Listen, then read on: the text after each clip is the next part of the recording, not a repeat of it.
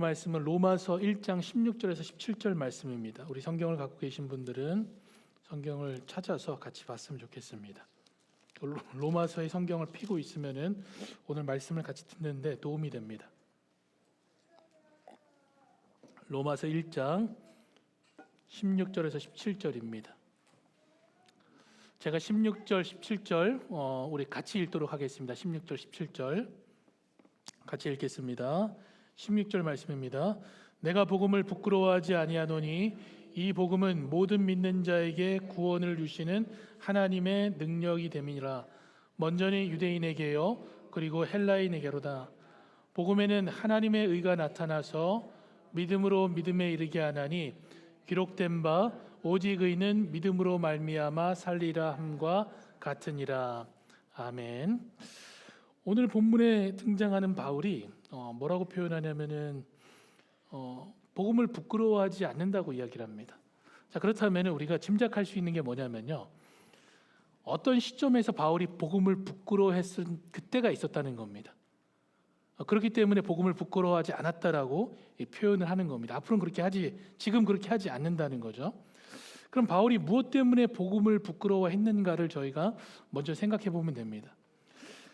먼저 이 바울이 말하는 복음은 어떤 게 복음이냐면요, 로마서 기준으로 보면요, 로마서 1장 2절에서 4절에서 바울이 얘기하는 복음이 무엇인지를 잘 설명해 주고 있습니다. 우선 2절에서 4절까지를 한번 읽어보면 이렇습니다. 그 시작을 이렇게 표현하죠. 이 복음은, 지금 바울이 이야기하는 복음입니다. 뭐라고 설명하냐면요, 하나님이 선지자들을 통하여 그의 아들에게 관하여 성경에 미리 약속하신 것이라. 그리고 이 복음은 또 뭐냐면요, 3절 보겠습니다. 그의 아들에 관하여 말하면 육신으로 다윗의 혈통으로 나셨고 성결의 영으로는 죽은 자들 가운데서 부활하사 능력으로 하나님의 아들로 선포되셨으니 곧 우리 주 예수 그리스도시라. 그럼 정리해 보면은 첫 시작이 뭐죠? 이 복음은 결론은 뭐라고요? 우리 주 예수 그리스도라는 겁니다. 자, 그러면 바울이 부끄러워한 게 뭐냐면요, 예수 그리스도를 부끄러워했다는 겁니다. 그러니까 예수님 자체를 바울은 부끄러워하고 있었습니다. 왜 예수님을 부끄러워했냐면요, 그가 메시아라는 그 자체를 부끄러워했던 겁니다. 자신을 구원할 자로 선지자의 예언을 성취해서 온 사람이 예수 그리스도라고, 그거를 부끄러워한 겁니다. 당시 유대인들에게 이 복음은 거리끼는 겁니다. 거부감을 가져다 주는 거죠. 자기가 알지도 못하는 저 시골 어느 곳에서 이 예수라는 분이 나왔다고 얘기를 합니다. 그 자체가 사실은 이 유대인들에게는 불편한 사실인 겁니다. 그리고 그가 와서 전한 말들이나 아니면 나타나는 행동들이죠. 여자와 아이들에게 자유를 허락하고 가난한 사람들에게 음식을 제공하고 이 병든 자를 고치고 본인을 하나님의 아들이라고 표현하는 그 행한 일들과 말들이 다 거부감을 가져다 줍니다. 그리고 거리끼는 그 마음을 가져다 주고 있는 거고요. 그러면서도 이미 그렇기 때문에 로마에서 말하는 최고형이죠. 십자가에서 처형을 당해서 죽었는데 실패한 왕인데 그 왕이 다시 뭐라고 표현하냐면요, 살아났다고 얘기를 합니다. 부활하셨다라고 얘기를 하는 겁니다. 얼마나 이 바울의 입장에서는 어리석고 불편한 사실을 이 사람들이 이야기하는지 모릅니다. 그 영향이 마치 이제 자기네 그 유대교까지 이제 미치는 그 영향으로 인식이 된 겁니다. 마치 이런 겁니다. 사회 질서를 파괴하는 집단으로 생각이 들 수가 있는 겁니다. 이런 예죠. 종이 있고 주인이 있는 겁니다. 그 당시 사회에서 종과 주인은 다른 겁니다. 그런데 예수를 믿는 사람들이 뭐라고 얘기를 하냐면요, 종도 주인도 그리스도 안에서 한 형제고 자매라고 얘기를 하는 겁니다. 엄밀히 이방인과 유대인이 있는데 유다인과 이방인들이 그리스도 안에서 한 형제고 자매라고 얘기를 하는 겁니다. 그러면 바울의 유대인의 입장에서는 얼마나 이게 불편한 사실이고, 이 집단 때문에 오히려 자기들까지 사회로부터 오해받을 수 있기 때문에, 그래서 더더욱 바울은 이 자체를 부끄러워하고 더더욱 어떻게 했냐면요, 이 집단을 잡아서 법정에 넘기기 위해서 최선을 다했던 인물이 누구냐면요, 이 바울입니다. 그래서 무자비하게 잡아가지고 이들을 어떻게 했냐면은 법정에 넘겼습니다. 근데 오늘 본문에서 뭐라고 얘기를 하냐면요, 이제는 자기가 이 복음을 부끄러워하지 않는다고 얘기합니다. 그러니까 이해할 수 없는 표현이죠. 어떻게 사람이 저렇게 바뀔 수 있을까? 그리고 지금 이 복음의 서신에서 제 시작에서 뭐라고 일하냐면요, 복음만 부끄러워하는 게 아니라 자기 자신이 예수님께서 부르신 사도라고 얘기를 합니다. 근데 어떤 사도냐면요, 하나님의 복음을 위해서, 본인이 부끄러워했던 그 복음을 위해서 택정함을 받은 사도라고 얘기를 하는 겁니다.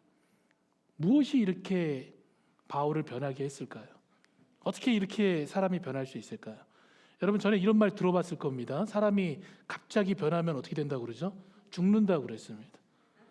그 치매 초기 증상이 뭐냐면요, 성격이 갑자기 변하는 겁니다. 성격이 갑자기 변하면 그 사람이 치매가 있다라고 얘기를 합니다. 초기 증상이라고 얘기를 하죠. 그럼 지금 바울이 지금 어떤 상황에 있는 거죠? 굉장히 위험한 상황에 있는 겁니다. 그 정도로 그 변화가 급변한 상황에 바울이 있는 겁니다. 그럼 무엇이 이렇게 바울을 변하게 했을까요? 성경이 보여주는 그 바울의 변화는 어디에서 시작됐냐면요, 예수님과의 만남입니다. 그러니까 바울은 자기가 부인하고 거짓이라고 얘기를 했던 그 예수 그리스도를 실제적으로 만나게 된 겁니다. 그 만남의 시작으로 지금 바울이 어떻게 됐냐면요, 그 예수 그리스도를 부인하지 않게 된 겁니다. 복음의 핵심인 그 예수 그리스도를 바울이 만나게 된 겁니다. 더 정확하게 표현하면 뭐냐면요, 예수님께서 그 바울을 직접 찾아오셔서 부르시고 만나 주신 겁니다. 바울의 입장에서는 뭐죠? 그렇게 예수 믿는 사람들을 잡아다가 재판에 넘긴 나를, 그렇게 자기를 부인하고 부끄러워했던 나를 예수님께서 어떻게 하셨냐면요, 찾아오셔서 그를 그의 사도로 삼으시고 그의 소유로 삼으시고 사랑받는 자로 세우신 겁니다. 그것이 바로 바울이 뭐가 되냐면요, 그가 이렇게 변하는 이유가 된 겁니다. 그래서 바울의 변화의 중심에는 뭐가 있는 거죠? 예수 그리스도가 있는 겁니다. 근데 여러분, 이게 새로운 소식인가요? 그렇지 않습니다. 우리가 이렇게 나와서 예배드리는 그 변화의 이유에는 뭐가 있죠? 예수 그리스도와의 만남이 있었던 겁니다. 이거는 바울만 있었던 일이 아니고요, 우리 전체에게 일어난 실제적인 사건이었던 겁니다. 우리가 이렇게 고백하죠. 믿음은 하나님이 주신 선물이고 하나님의 은혜로 주신 것이라고 얘기를 합니다. 이 고백에서부터 저희가 알 수 있는 것처럼 바울과 동일하게 우리에게도 바울과 같은 이 예수님과의 만남이 우리에게 있었던 겁니다. 하나님이 우리를 찾아오셔서 불러주셨고 하나님께서 우리를 그의 자녀로 삼아주시는 겁니다. 우리는 그의 음성을 듣게 되고 예수 그리스도를 따르는 자로 살아가고 있는 겁니다. 그러니까 지금 그 은혜에 감사해서 모인 게 바로 이 예배가 되는 겁니다. 여러분, 아직까지 이 부름을 내가 듣지 못했고 잘 모르겠습니다라고 생각하시는 분이 있을 수 있습니다. 아직 저는 하나님을 만나지 않은 것 같습니다. 근데 최소한 지금 여러분이 여기 있다는 것은 뭐냐면요, 예수님께서 여러분을 이 자리로 불러내시는 겁니다. 자, 그렇다면 우리가 뭘 해야 되냐면요, 성경에서 그려주는 사무엘의 그림이죠. 사무엘이 하나님의 부름에 뭐라고 했죠? 하나님, 제가 여기 있습니다. 주의 종이 듣겠나이다. 말씀하여 주십시오라고 고백한다면은 하나님께서 그의 음성으로 여러분에게 말씀해 주실 겁니다. 그래서 하나님께서 여기다 부르신 이유가 바로 거기에 있음을 여러분께서 기억하셔야 되는 겁니다. 자, 그러면은 이렇게 예수님을 만난 이 바울에게 일어난 변화가 뭔가요? 복음을 부끄러워하지 않은 겁니다. 이 변화가 어떤 변화길래 이렇게 중요하게 이야기를 할까요? 이 복음을 부끄러워하지 않은 변화가 이 바울에게 있었습니다. 그 이유가 뭐냐면요, 바울은 이 복음을 실제적인 자신의 사건으로 경험했기 때문에 그렇습니다. 그래서 이 복음은 이 모든 믿는 자들에게 구원을 주시는 하나님의 능력이라는 것을 바울은 알고 있었습니다. 왜냐하면 자신이 경험한 것이기 때문에 확신을 가지고 부끄러워하지 않은 겁니다. 그래서 여기서 부끄러워하지 않는다는 것은 뭐냐면요, 이 소극적인 자세가 아니라 적극적인 자세에서 복음을 부끄러워하지 않는다고 얘기를 하는 겁니다. 이런 의미입니다. 이 소극적인 자세라는 게 뭐냐면요, 단순한 예로 제가 이제 어린 시절을 말씀을 드리면요, 교회에서 어린 시절에 막 우리가 학생들을 가르치잖아요. 그때 막 우리 주일학교가 번성하던 그런 한국 그 교회 시절에 주일학교에서 뭐라고 얘기를 했냐면요, 하나님께 늘 감사하는 마음으로 기도를 해야 되는데 손을 꼭 모으고 눈을 감고 기도하라고 그랬습니다. 그러니까 식사하는 그 시간대마다 그렇게 기도하라고 가르쳤습니다. 그러니까 하루에 3번은 어디에 있든 간에 손을 모으고 눈을 감고 기도해야 되는 겁니다. 그럼 학교를 가면은 학교에 가서 점심을 먹는데 어떻게 되죠? 손을 모으고 눈을 감고 기도해야 되는 겁니다. 근데 그게 부끄럽잖아요. 안 믿는 친구들이 있으면. 그러다 보니까 제가 뭘 연습했냐면은 빛의 속도로 기도하는 걸 연습하는 겁니다. 어떻게 해서든 빠른 속도로 다른 사람이 보지 못하게 기도하는 연습을 막 해나가는 겁니다. 근데 그렇게 해도 어떻게 하죠? 빛보다 빠르지 않기 때문에 다 보게 되는 겁니다. 그래서 그 다음 연습한 게 뭐냐면은 눈을 뜨고 기도하는 겁니다. 그냥 눈 뜨고 기도하면은 나는 기도했기 때문에 스스로 위안을 받는 거죠. 근데 왜 그렇게 하는 거죠? 소극적인 부끄러움이 있기 때문에 그렇습니다. 다른 사람이 보는 시선에 대한 소극적인 부끄러움 때문에 이런 신앙적 행위가 조금 부끄럽다라는 생각이 있어서 그렇게 한 겁니다. 근데 당시 초대 교회에 있었던 성도들도 이런 부끄러움이 있었습니다. 왜냐하면요, 예수 믿으면 어떻게 되냐면 박해를 받고 위협을 받는 겁니다. 자신이 그리스도인이라는 것을 숨기는 것이 다른 사람에게 피해를 받지 않고 박해를 받지 않는 하나의 방법인 겁니다. 그 예수를 열심히 믿는 사람은 어떻게 되냐면 잡혀갑니다. 그러다 보니까 예수를 믿는다는 것을 드러내지 않는 것이 오히려 자기한테는 유익이 되기 때문에 그걸 숨겼던 겁니다. 소극적인 그 부끄러움이죠. 그래서 이런 믿음에 대한 부끄러움을 가지고 있었습니다. 두려움과 부끄러움이라고 표현하는 게 좋죠. 그래서 바울이 뭐라고 표현했냐면요, 부끄러워하지 말라고 그러는 겁니다. 디모데 후서에 보면 1장 8절입니다. 뭐라고 표현하냐면요, 내가 우리 주의 증거와 또는 주를 위하여 갇힌 자 된 나를 부끄러워하지 말라는 겁니다. 내가 복음을 증거하면서 감옥에 갇힌 것에 대해서 당신들이 나를 부끄러워하지 말라는 겁니다. 왜냐하면 그 당시에 무엇이 있었다는 거죠? 복음을 부끄러워하는 현상이 그 교회 가운데, 초대교회 성도들 가운데 있었다는 겁니다. 그 부끄러워하는 현상이 그 가운데 있었다는 거죠. 근데 이것이 그 당시 편지를 받는 로마인들을 생각하면요, 로마 자체가 그때는 세계의 중심이었습니다. 경제, 학문, 그리고 모든 이런 문화의 중심이 바로 로마였습니다. 그 로마에 있는 이 성도들에게 적용될 때는 어떻게 되죠? 더 부끄러운 사실이 되어지는 겁니다. 그런데 이것에 대해서 뭐라고 표현하는 거죠? 부끄러워하지 말라는 겁니다. 사람들 시선 때문에, 그리고 환경 때문에 이 부분에서 부끄러워하지 말라는 겁니다. 여러분, 혹시 우리가 지금 현대 사회를 살아가면서 현대 그리스도인으로서 이런 소극적인 부끄러움이 우리 가운데 있지 않나 한번 생각해 봤으면 좋겠습니다. 지금 기독교가 조금 교회가 사회로부터 질타를 받는다고 해서 내가 예수 믿는 것을 나타내지 않고, 그리고 아예 그냥 전도하는 것을 포기하고 그리스도인의 그 신앙적 행위들, 구원받은 자로 살아가는 그 모습을 나타내지 않고 있지 않나, 여러분께서 한번 생각해 보셔야 되는 겁니다. 우리에게 그런 부끄러움이 있지 않나 한번 잘 생각해 봐야 되는 겁니다.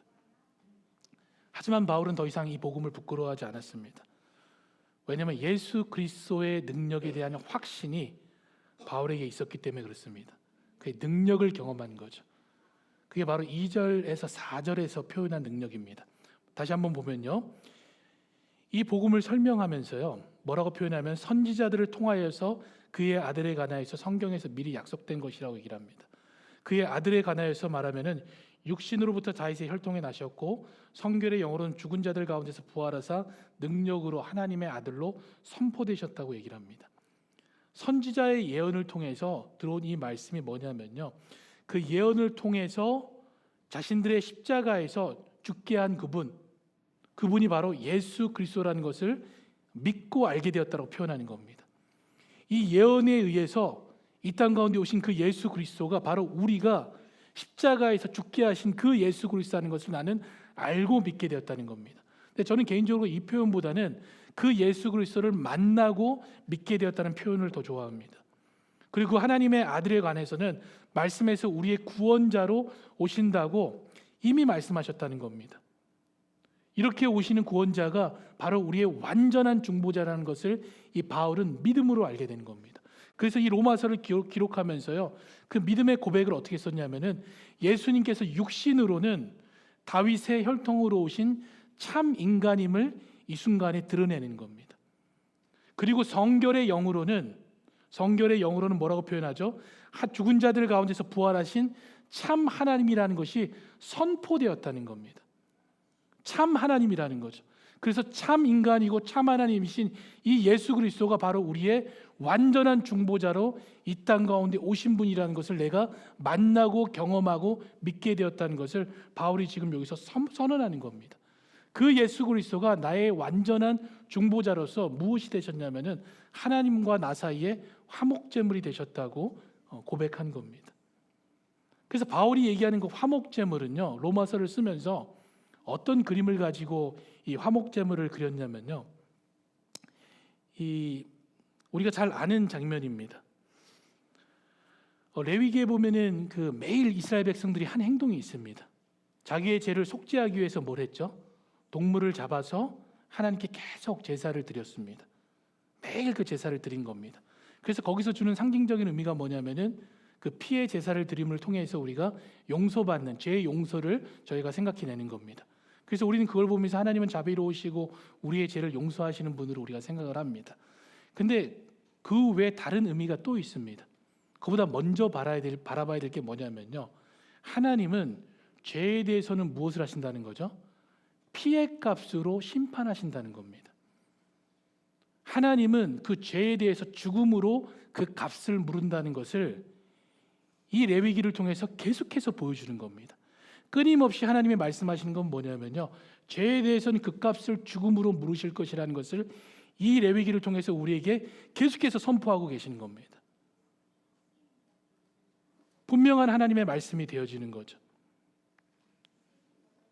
그런데 예수님께서 단번에 우리를 위해서 화목제물로 드려주셨다는 겁니다. 그게 어떤 그림이냐면요, 매년 대제사장이 대속죄일 때 이 지성소에 들어가서 어떤 일을 했냐면요, 그 언약궤죠. 언약궤 사진 한번 보여드리면 좋겠습니다. 언약궤에 보면 여기에 속죄소라는 곳이 있습니다. 속죄소에다가 그 피를 뿌립니다. 그 피를. 그럼 그룹들이 서 있잖아요. 그 시선이 어디로 돼 있죠? 그 속죄소를 바라보게 돼 있는 겁니다. 이게 어떤 의미냐면요, 하나님께서 지성소에 임하셨을 때 바라보는 시선입니다. 그럼 하나님께서 무엇을 바라보시는 거죠? 그 속죄소 위에 뿌려져 있는 그 피를, 덮여져 있는 그 피를 바라보는 겁니다.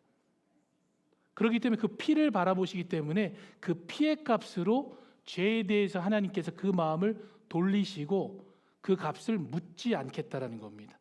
그래서 그 피의 값으로 너의 죄값이 대체되었다는 겁니다.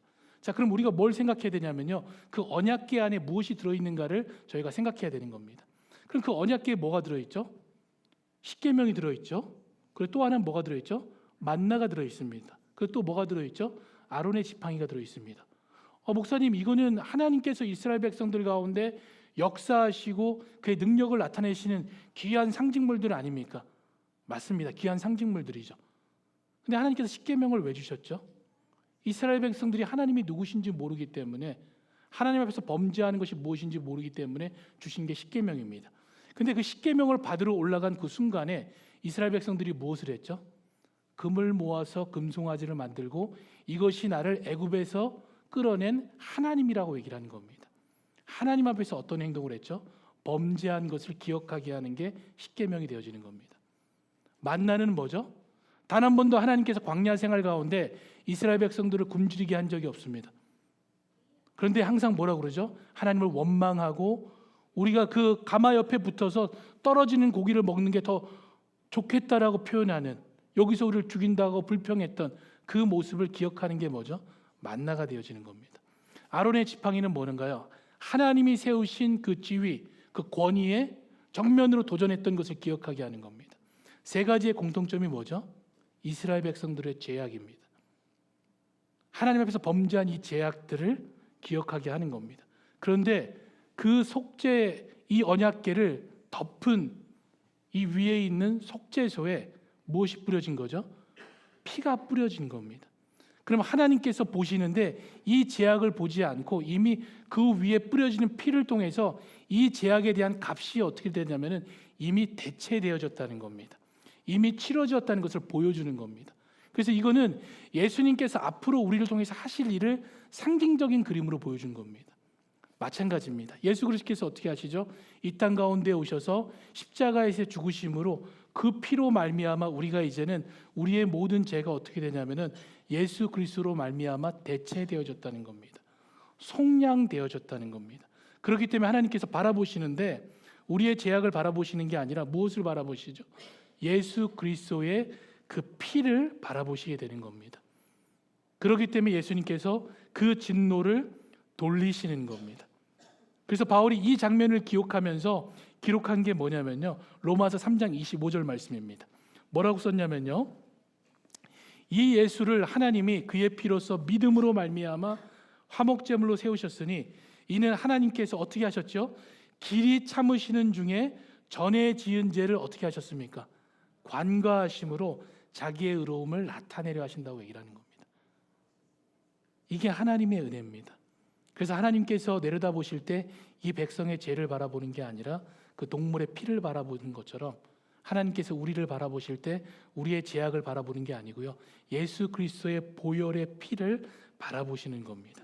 그러면서 하나님의 진노를 돌리시고 하나님의 진노를 우리가 만족시킨 게 되어지는 겁니다. 그렇기 때문에 예수님께서 뭐라고 말씀하셨죠? 영접하는 자 곧 그 이름을 믿는 자들에게는 하나님의 자녀가 되는 그 권세를 우리에게 주신다라고 말씀하시는 겁니다.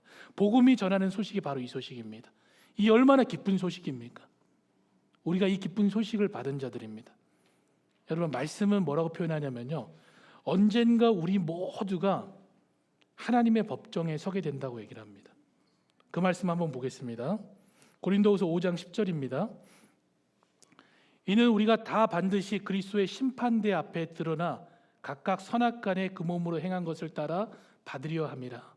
분명하게 말씀하시죠. 고린도전서 4장 5절입니다. 그러므로 때가 이르기 전에 곧 주께서 오시기까지 아무것도 판단치 말라. 그가 어둠에서 감추인 것들을 드러내고 마음의 뜻을 나타내시니 그때 각 사람에게 하나님께로부터 칭찬이 있으리라. 모든 사람이 어떻게 되죠? 각각입니다. 하나님 앞에 심판대에서 그 심판을 받게 된다고 정확하게 말씀은 얘기를 합니다. 여러분, 두려운 말씀이죠. 우리가 어떻게 되냐면요, 마지막 심판의 날 완벽하게 거룩하신 그 하나님 앞에서 서게 되는 겁니다. 완벽하게 거룩하다는 것은 뭐냐면요, 그 앞에 우리가 섰을 때는 우리의 죄악이 드러날 수밖에 없다는 겁니다.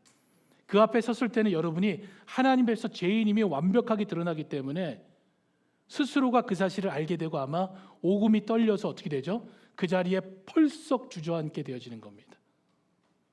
그 가운데 여러분이 반드시 서게 된다는 겁니다. 근데 그때 하나님께서 우리에게 뭐라고 말씀하실까요? 믿는 자들에게 믿는 자여 일어나라고 얘기를 합니다. 이미 너는 자유케 되었다라고 말씀하시는 겁니다.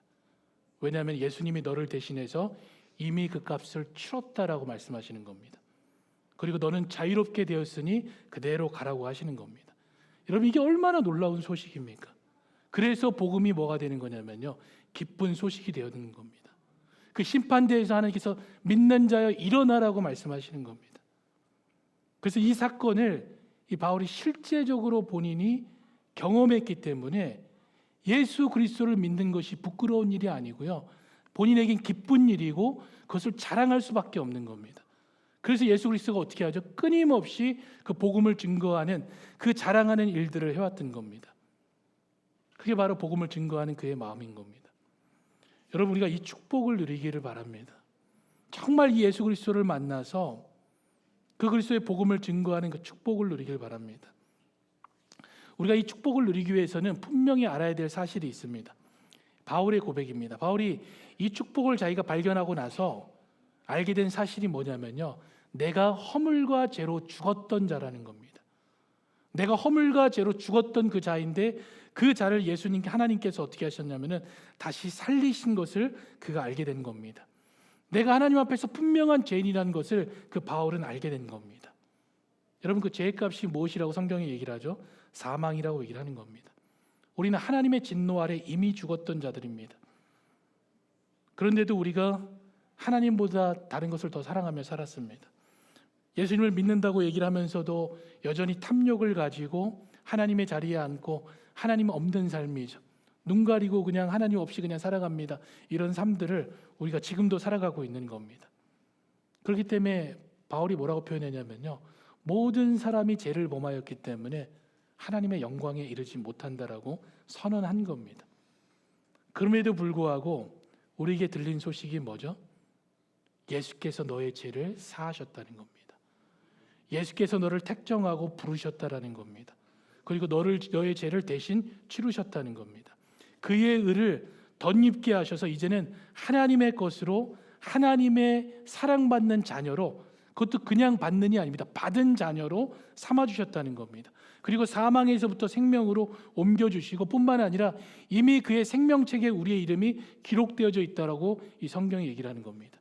여러분, 이것이 기쁜 소식이 아니고 어떤 소식입니까? 그래서 바울의 복음에는 한 의가 나타나서 이렇게 고백하는 거죠. 믿음으로 믿음에 이르게 한다고 선포한 겁니다. 그리고 오직 믿는 자들은 바로 이 믿음을 가지고 산다라고 표현하는 겁니다. 여러분, 우리가 죽었던 자기 때문에 우리 스스로 우리 죄를 속량할 수가 없는 겁니다. 우리가 할 수 있는 것은 아무것도 없는 겁니다. 그렇기 때문에 여러분, 그리스도인들은 자랑할 것이 없습니다. 그러니까 그리스도인들은 교만할 수가 없는 겁니다. 근데 만약에 여러분이 아직까지 자랑하고 교만하다면요, 이 예수 그리스도를 아직까지 만나지 못한 겁니다. 여전히 그 예수 그리스도가 이 마음의 중심에 있지 않은 겁니다. 그렇기 때문에 여전히 뭘 하고 있는 거죠? 세상 속에서 나를 자랑하고 나의 탐욕을 드러내는 그 교만 가운데 살아가는 그 여정을 살아가는 겁니다. 우리가 예수님의 능력을 경험한다면요, 더 이상 이 땅에 미련을 두지 않습니다. 잠시가 아니라 우리는 영원을 바라보며 살아가는 삶이 되는 겁니다. 참된 축복이 이곳에 있는 것이 아니라 하나님 나라에 있기 때문에 완성된 그 하나님의 나라를 더더욱 소망하면서 그 나라에 힘쓰는 그 삶을 살아가게 되어지는 겁니다. 더 나아가서 이미 우리는 하나님의 것이기 때문에 두려워하지 않습니다. 그 하나님이 어떻게 하시냐면요, 매일 우리와 함께 하시고 인도하시고 우리를 보호하시기 때문에 세상의 것이 두렵지 않은 겁니다. 여러분, 우리는 부족함도 없습니다. 결핍도 없죠. 왜 그렇죠? 하나님의 사랑을 받은 자입니다. 하나님의 사랑을 받았다는 게 어떤 그림이냐면요, 찬송가가 참 잘 표현해 줬습니다. 하나님의 사랑을 어떻게 표현하냐면은 하늘을 두루마리 삼고 바다를 먹물 삼아도 그 하나님의 사랑을 다 기록할 수 없다고 얘기를 합니다. 어떤 그림이죠? 풍성하고 그 만족한 그림을 그려주는 겁니다. 끊임없고 영원한 그 사랑을 그려주는 겁니다. 그 사랑을 받았는데 뭐가 부족합니까? 우리가 그 사랑을 이미 받은 자라고 이 성경이 이야기를 하는 겁니다. 그렇기 때문에 바울이 뭐라고 표현하죠? 항상 기뻐하라고 얘기를 하는 겁니다. 쉬지 말고 기도하고 범사에 감사하라고 이야기를 하는 겁니다. 그래서 여러분, 복음은 부끄러운 게 아닙니다. 오히려 뭐가 되는 거죠? 자랑할 것이 되어지는 겁니다. 그 기쁜 소식을 증거할 것이 되어지는 겁니다. 오히려 부끄러운 것은 뭐냐면요, 이 복음을 부끄러워하는 그 자체가 부끄러운 겁니다. 예수 그리스도의 능력을 부끄러워하는 그 자체가 사실은 부끄러운 것이 되는 겁니다. 여러분, 예수 그리스도를 믿음으로 그 안에 성량의 은혜로 구원받은 자의 삶을 살아가는 분들이 바로 저와 여러분이 되었으면 좋겠습니다. 그래서 복음의 능력이 여러분 가운데 나타나기를 원합니다. 오늘 우리가 참여하는 이 성찬이 바로 그 의미를 기억하게 하는 겁니다. 예수 그리스도의 보혈로 인해서 우리의 모든 죄악을 덮으신 그 은혜를 기억하는 게 바로 이 성찬이 되어집니다. 오늘 이 시간 말씀을 기억하면서 성찬에 참여하기를 원합니다. 주님은 이 식탁을 그를 사랑하고 그를 자신의 유일한 구주로 믿는 모든 이를 위해서 준비해 놓으신 겁니다. 자기의 죄를 진심으로 뉘우치고 진심으로 주 예수를 구세주로 믿으며 주님께 순종하는 삶을 살고자 하는 모든 분들을 지금 예수님께서는 이 식탁으로 초대하시고 기쁨으로 나오도록 초대하고 계십니다. 여러분께서 그 사실을 기억하시면서 참여하셨으면 좋겠습니다.